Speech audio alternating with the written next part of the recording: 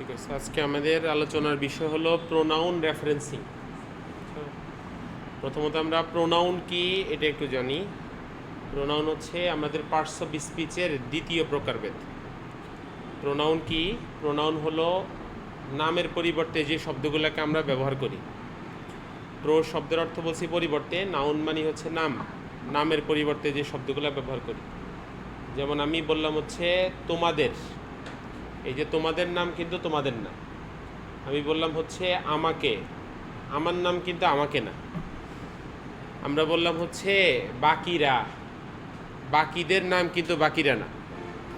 এই যে এই শব্দগুলা যে ব্যবহার করি, এই শব্দগুলা আমরা একটা ব্যক্তি বস্তুর নামের পরিবর্তে ব্যবহার করি, এগুলোকে আমরা বলি হচ্ছে প্রোনাউন। প্রোনাউন রেফারেন্সিং মানে কি?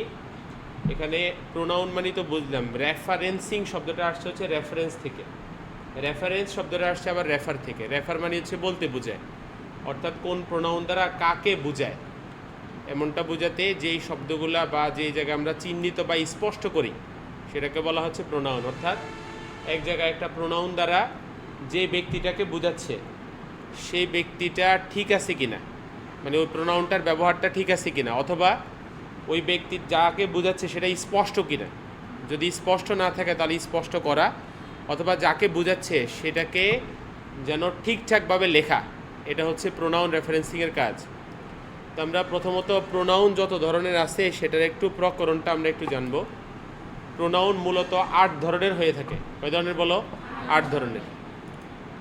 প্রোনাউনগুলার 8 ধরনের। প্রথমটার নাম হচ্ছে পার্সোনাল প্রোনাউন। বলার নাম কি? Personal pronoun. পার্সোনাল প্রোনাউন মানে যে প্রোনাউনগুলা দ্বারা কোনো নির্দিষ্ট ব্যক্তি বস্তু এমনটাকে বোঝায়, সেটা কি বলা হয়? Personal pronoun.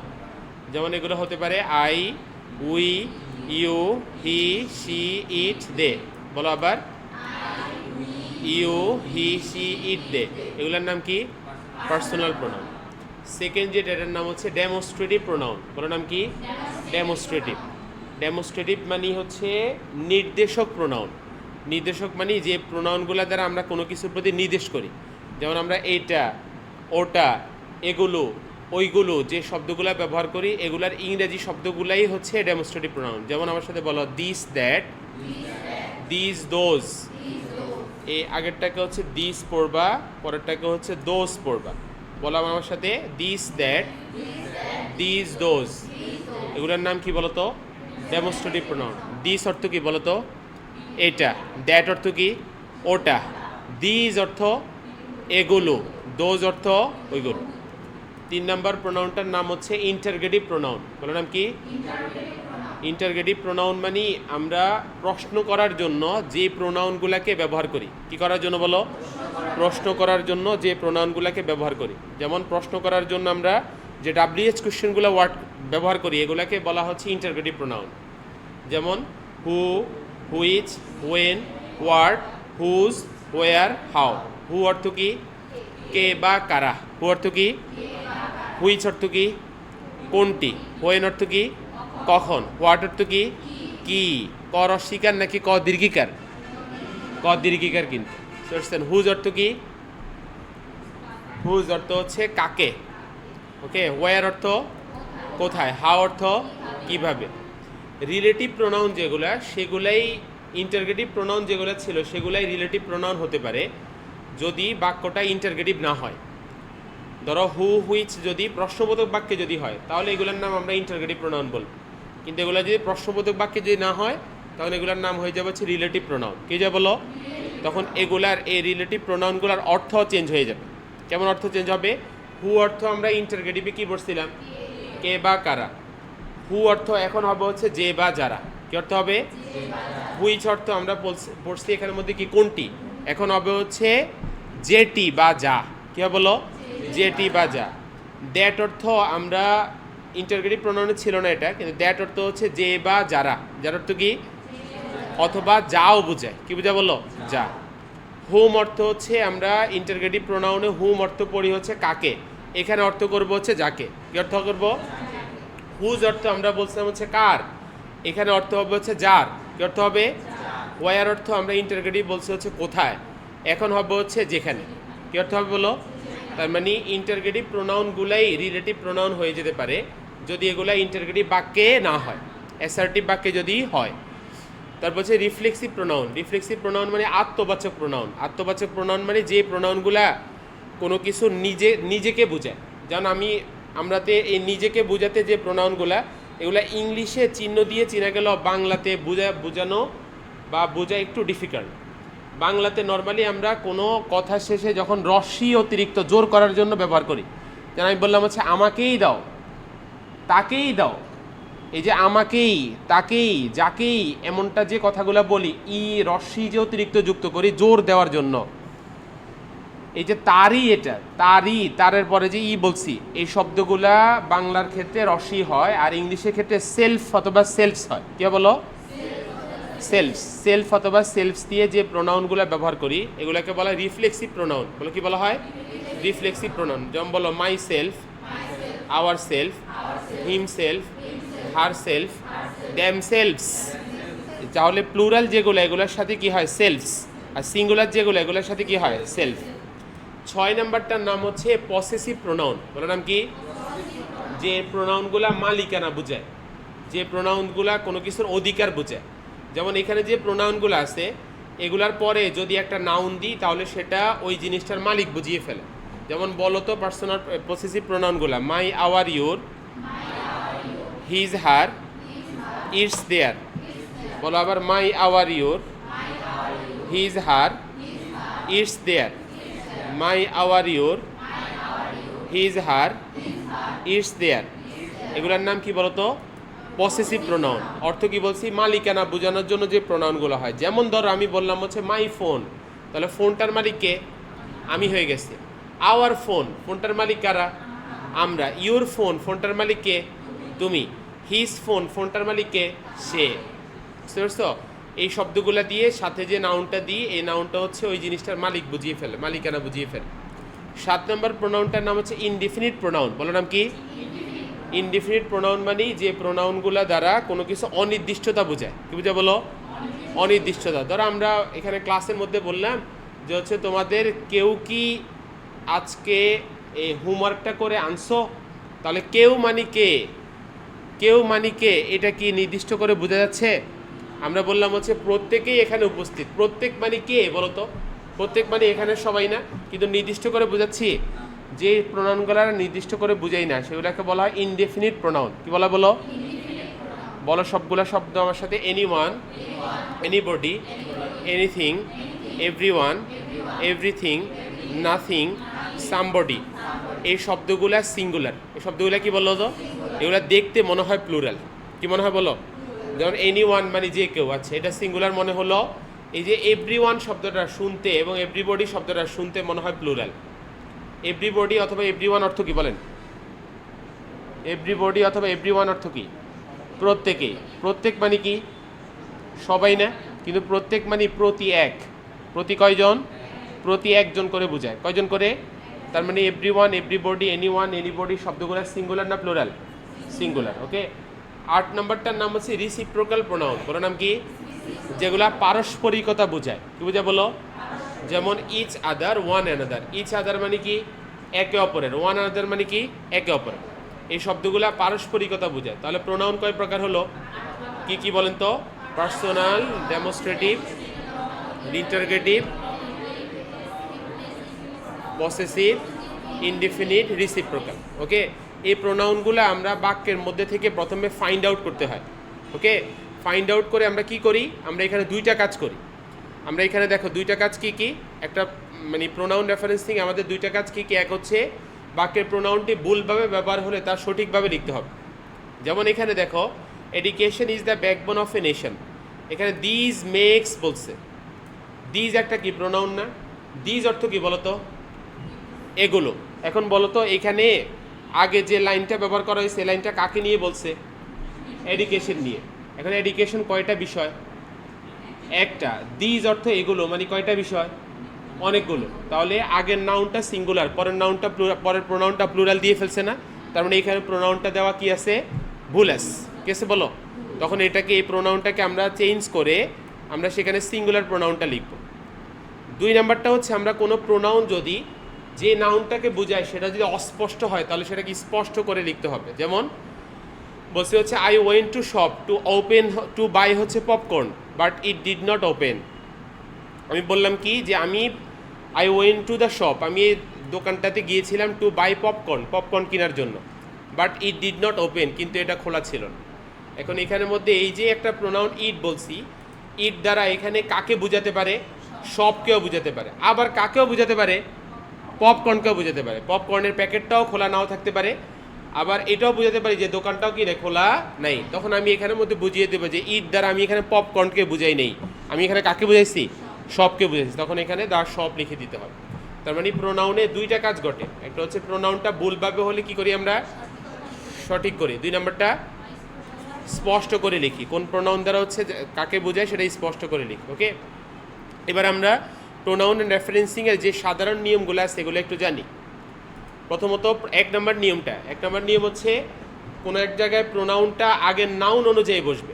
আগের নাউনটা যদি সিঙ্গুলার হয় তাহলে পরের প্রোনাউনটাও কি হবে? সিঙ্গুলার হবে। আর আগের নাউনটা যদি প্লুরাল হয় তাহলে পরের প্রোনাউনটাও কি হবে? প্লুরাল হবে। কি বলছি বলো তো? প্রোনাউনটা আগের নাউন অনুযায়ী বসবে। আগেরটা সিঙ্গুলার হলে সিঙ্গুলার প্রোনাউন, পরে যদি আগেরটা যদি প্লুরাল নাউন হয় তাহলে পরের প্রোনাউনটা কি হবে? প্লুরাল হবে। বসো, তাহলে এই উদাহরণটা খেয়াল করো। বলছে everyone is trying their best to win the match. এই বাক্যের মধ্যে বলো তো প্রথম প্রোনাউনটা কি ছিল? সিঙ্গুলার, এভরিওয়ান ছিল। কি ছিল বলো? এভরিওয়ান। এটা সিঙ্গুলার না প্লুরাল? সিঙ্গুলার। পরে বলছি আমরা এখানের মধ্যে দেয়ার শব্দটা দে থেকে আসছে না? দে শব্দটা কি প্লুরাল না? তার মানে এখানে দেয়ার ব্যবহারটা কি ভুল নাকি ঠিক আছে? ভুল না ঠিক আছে? ভুল। তাহলে এভরিওয়ান শব্দটার পরিবর্তে আমরা এখানে দেয়ারটাকে চেঞ্জ করে সিঙ্গুলার প্রোনাউন লিখবো। হয়তো কি লিখবো? হিজ, অথবা কি লিখবো? হার। কারণ এভরিওয়ান দ্বারা তো নারীকেও বোঝাতে পারে, আবার পুরুষকেও বোঝাতে পারে। তাহলে আমরা লিখবো হচ্ছে everyone is trying their best, এটার পরিবর্তে লিখবো everyone is trying his or her best to win the match. এবার একটা জিনিস খেয়াল করছো, এই বাক্যটা এখন যে ভুলভাবে আছে এইভাবে পড়তেই কিন্তু ভালো লাগে। খেয়াল করছো? এই বাক্যটা এখানে যে ভুলভাবে আসছে না, এভাবে পড়তেই কিন্তু ভালো লাগে। এই সঠিক যেভাবে সেটাভাবে পড়তে কিন্তু দেখবা সুন্দর লাগে না। দেখো everyone is trying his or her best to win the match, ভালো লাগে? এটা সে কোনটা ভালো লাগে? দেয়ার বললে, তাই না? কখনো কখনো ভুল জিনিস এমন ভালো লেগে ওঠে, ভুল খাবার বেশি স্বাদ লাগে। বুঝতে পারছো তো? যেগুলো শরীরের জন্য ক্ষতি করে এগুলো সবচেয়ে বেশি কী থাকে? সুস্বাদু থাকে। দুনিয়ার নিয়মে কেন জানি এমন হয়ে গেছে, মানে নিয়মটাই এমন যে যত কিছু ভালো নিষিদ্ধ জিনিসের প্রতি আমাদের খুবই অ্যাট্রাকশন। বুঝতে পারছো? ধরো ওই ডাক্তাররা বলেন যে একবেলা নাকি বিরিয়ানি খাইলে 2টা রোজা রাখতে, মানে যে পরিমাণ হচ্ছে আমরা তেল চর্বি নাকি ওই সময় ভক্ষণ করি, এটা 2টা রোজা রাখলে ওই তেল চর্বিটা নাকি হতে পারে, বাদ হতে পারে। অবশ্য এটা মানে এটা গ্রান অথবা হচ্ছে এটার মজাটা অন্য কোনো খাবার রিপ্লেস করতে পারে না, এতটাই হচ্ছে এটা সুস্বাদু হয়ে থাকে। যে কোনো ফাস্ট ফুড আইটেম কত মজার হয়ে থাকে, কিন্তু শরীরের জন্য কোনোটাই ভালো না। বুঝছো তো? নিষিদ্ধ জিনিসগুলো বা ভুল জিনিসগুলো অনেক সময় কী মনে হয়? সঠিক মনে হয়। যেমন দেখো এখানে বলছি বি নাম্বারটাতে traveling is a part of education, they gives হচ্ছে প্লেজার। এবার এখানে দেখো আগের সাবজেক্টে কি আছে? ট্রাভেলিং অর্থ কি? ভ্রমণ। তাহলে ভ্রমণ কয়টা বিষয়? এখানে দিয়ে দিয়েছে, তাহলে ব্যবহারটাকে এখানে ভুল না। তাহলে আমরা এর পরিবর্তে কি লিখবো? ইট। তাহলে লিখবো হচ্ছে ইট গিভস হচ্ছে প্লেজার। সি নাম্বারটা বলছি he wants to look after their farm. আগের প্রোনাউনটা আছে হচ্ছে হি, পরের প্রোনাউনটা দিছি হচ্ছে দেয়ার। ঠিক নাকি ভুল? ভুল। তাহলে কি লিখতে হবে? হিজ। তাহলে লিখবো হচ্ছে he wants to look after his farm. Rule 2 হচ্ছে কোনো প্রোনাউন এর আগের মানে পার্সন অনুযায়ী বসবে। আগের প্রোনাউনটা যেমন আছে পরেরটাও তেমনই হবে। কেমন? যেমন আগের প্রোনাউনটা কোথাও ধরো উই দিছি, পরেরটাও উই দিব। আগের প্রোনাউনটা হি দিছি, তাহলে পরেরটাও কি হবে? হি হবে। যেমন এখানে বলছি if you want to maintain good health, যদি তুমি সুস্বাস্থ্য রাখতে চাও, we must walk in the morning. সুস্বাস্থ্য রাখবা তুমি আর হাঁটবো আমরা। মিলছে? তাহলে এখানে উই ব্যবহারটা কি ভুল? উইয়ের পরিবর্তে কি লিখবো? ইউ লিখবো। কি লিখবো বলো? ইউ।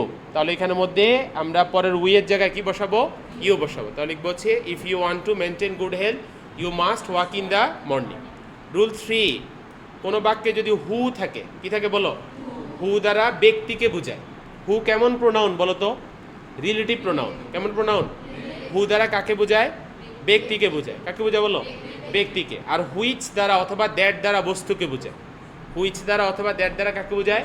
বস্তুকে বোঝায়। এখন কোথাও যদি দেখে যে ব্যক্তির নামের পরে হচ্ছে হু ব্যবহার না করে হুইচ ব্যবহার করছে, তাহলে বুঝবে এটা ভুল, সেখানে কি দিতে হবে? হু দিতে হবে। যদি দেখা যায় আবার বস্তুর জায়গায় হু দিয়ে দিছে, তখন চেঞ্জ করে কি দিতে হবে? হুইচ অথবা দ্যাট দিতে হবে। যেমন বলছি Messi is someone which scores, তাহলে মেসি এখন কি হয়ে গেছে? বস্তু হয়ে গেছে। তাহলে হুইচকে কি বানাবো আমরা? হু বানাবো। কে বানাবো বলো? হু। মেসি ভক্ত আছে কেউ? শরমে কইতেছে না এখন। আচ্ছা, পরে হচ্ছে হুইচ, যেমন দোয়েল ইজ এ বিউটিফুল বার্ড হু, তাহলে দোয়েল হয়ে গেছে এখানের মধ্যে মানুষ।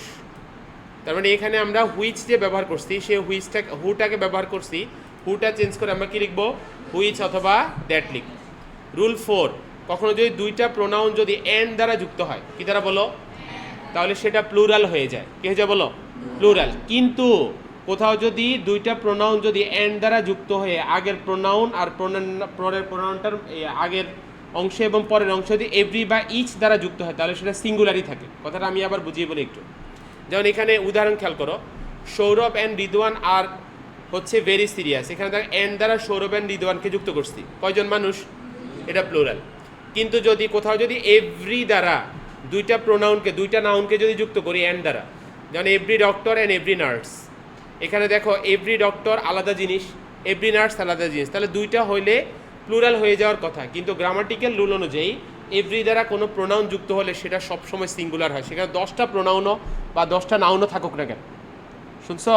তাহলে এখানের মধ্যে ডক্টর এবং নার্স আলাদা হওয়া সত্ত্বেও যেহেতু এভরি আছে, তাই এই প্রোনাউনটা আমরা সিঙ্গুলারই ধরতে হবে। কী হবে বলো? তাই এটা অনুযায়ী পরের প্রোনাউনটা সিঙ্গুলারই লিখতে হবে। যেমন এখানে প্রথম উদাহরণটাতে every doctor and every nurse should do their duty, তাহলে এখানে দেয়ার যেটা, দেয়ারটা এখানে ভুল। কী দিতে হবে এখানের মধ্যে? হিজ অথবা হার। কী দিতে হবে বলো? হিজ অথবা হচ্ছে হার দিতে হবে। যে 5 নাম্বারটা 5, নর্মালি ভার্বের সাথে এস বাই এস হয় কখন বলো তো? সাবজেক্ট যদি কি হয়? সিঙ্গুলার হয়। কী হয় বলো? সিঙ্গুলার। তাহলে ভার্বের সাথে কি হয়? তাহলে কোথাও যদি ভার্বের সাথে এস বাই এস দেখো, তাহলে বুঝবে এর আগের প্রোনাউনটা সিঙ্গুলার হওয়া দরকার।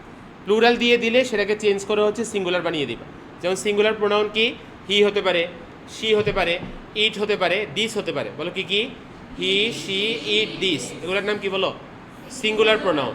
তাহলে কোথাও যদি ভার্বের সাথে এস বাই এস যদি দেখো, তাহলে বুঝবে এর আগের প্রোনাউনটা সিঙ্গুলার হওয়া দরকার। সিঙ্গুলার না দিলে তুমি সিঙ্গুলার বানিয়ে নিবা। যেমন education is the backbone of a nation, this makes বলছে, তাহলে দিসের পরিবর্তে এখানে কি লিখবো? ইট। কি লিখবো বলো? ইট। তাহলে লিখবো হচ্ছে it makes a man thoughtful. 6 নাম্বারটা 6 বলছে হচ্ছে ফার্স্ট পার্সন সিঙ্গুলার। কোথাও যদি ধরো কোনো একটা ব্যাপার যেটা সবার জন্য কমন, এমনটা যদি হয়, তাহলে সেখানে শুধু নিজেরটা না বলে সবারটা হচ্ছে বলা। যেমন ধরো স্বাভাবিকভাবে ভদ্রতা হচ্ছে কোনো একটা জিনিসের, ধরো তুমি যদি উপকার পাও, মনে করো তোমার দল কোথাও জিতছে আর সেখানে অবদানটা তোমারই বেশি ছিল, এই কথাটা এইভাবে না বলা যে আমার কারণে দল জিতছে। কীভাবে বলা? যে হচ্ছে আমাদের সবার চেষ্টায় হচ্ছে দল দিচ্ছে। ধরো সকালে হাঁটলে আমি উপকৃত হই, এটা না বলে আমরা বলা দরকার সকালে হাঁটলে আমরা উপকৃত হই। শুনছো? কারণ উপকারটা সকালে যেই হাঁটবে সেই কি পাবে। এই যে কমনলি যে বিষয়গুলো ঘটে যেটা সবার জন্য আছে, এমনটা বোঝাতে স্পেসিফিক নিজেরটা না বলে সবাইকে হচ্ছে নিয়ে একসাথে বলা। মানে এখানের মধ্যে ফার্স্ট পার্সনের না বলে, ফার্স্ট পার্সন সিঙ্গুলার না বলে ফার্স্ট পার্সন প্লুরাল বলা। আই না বলে উই বলা। কি বলা বলো? মাই না বলে হচ্ছে আওয়ার বলা। মাই না বলে, তাহলে কোথাও ফার্স্ট পার্সন যদি আই বা মাই থাকে, এটার পরিবর্তে প্লুরাল আমরা কি লিখবো? উই অথবা আওয়ার। যেমন বাই ট্রাভেলিং, ভ্রমণের দ্বারা, বলছে হচ্ছে মাই নলেজ, তাহলে মাইটা চেঞ্জ হয়ে এখানে কি লিখবো আমরা? Hour knowledge. কি লিখবো বলো? Hour knowledge. 7 নম্বর রুল, কোথাও যদি কোনো জায়গায় আগের অংশে সাবজেক্ট 1 থাকে, কি থাকে বলো? সাবজেক্ট 1, তাহলে পরের অংশ সাবজেক্ট 1ই লিখতে হবে। সেখানে পরের অংশে হি বা শি কি লেখা যাবে? যেমন এখানে হচ্ছে one needs to read passage so fast so that you can. দেখো আগের অংশে সাবজেক্ট 1 ছিল, তাহলে পরের অংশে সাবজেক্ট হচ্ছে ইউ, তাহলে ইউটাকে চেঞ্জ করে আমরা কি লিখবো? 1 লিখবো। তাহলে লিখবো হচ্ছে one needs to read passage fast so that one can identify the main idea of the passage. বুঝতে পারছেন? এবার এই রুলগুলো অনুযায়ী আমরা এখন প্র্যাকটিসে যাব।